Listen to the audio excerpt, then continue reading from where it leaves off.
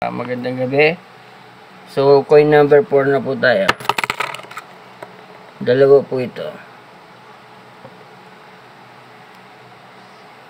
2 shilling. Elizabeth II. 1961. At saka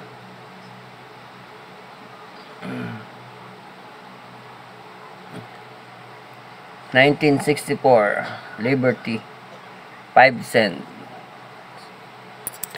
So ito po yung kasama niyang panalangin.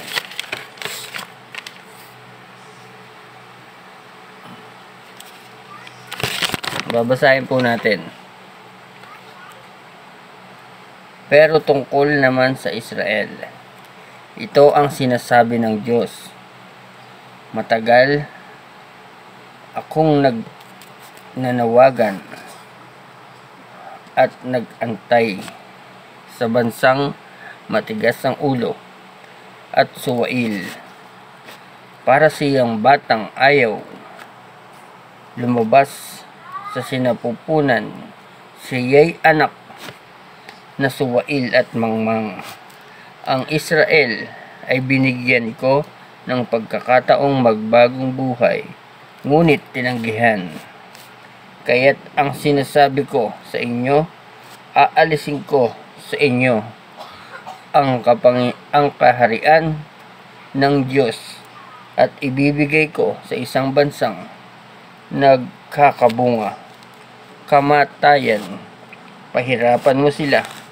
Impyerno, parusahan mo sila.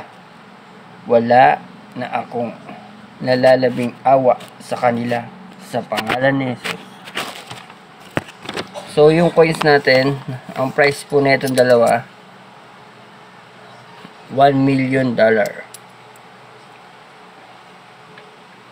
So, yung $1 million na yan, sabi ko nga po, pag nabili nyo to, 50% sa gobyerno, tapos 20% sa pulube, tapos 30% lang sa amin.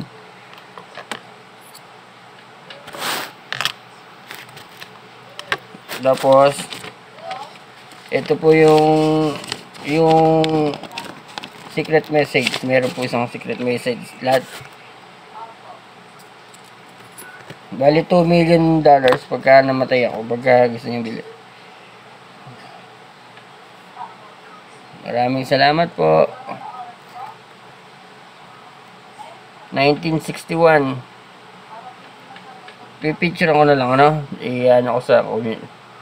Dalawa po yung coins na to. $1 million. Salamat sa pangalan ni Jesus.